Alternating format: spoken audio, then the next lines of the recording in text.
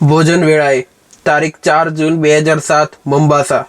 ભોજન વેળાએ સ્વામિનારાયણ પ્રકાશના વાંચન દરમિયાન પારિવારિક એકતા અને કૌટુંબિક મૂલ્યોની વાત નીકળતા અક્ષરવત્સલ સ્વામી કહે, આ વખતની અમેરિકાની પ્રેસિડેન્ટની ચૂંટણીમાં એક ઉમેદવારે એવો મુદ્દો બનાવ્યો છે કે અમે પારિવારિક એકતા વધે એવા પ્રયત્ન કરીશું। પ્રમુખ સ્વામી મહારાજે તરત જ પૂછ્યું, શું પ્રયત્ન કરશે?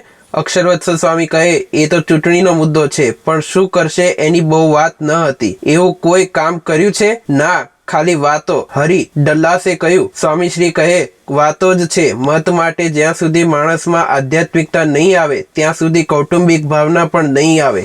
ગમે એવા ફાયદા કરશે તોય નહીં આવે। પોતાના ઘરમાં ન હોય ત્યાં સુધી બીજાને શું આપી શકે?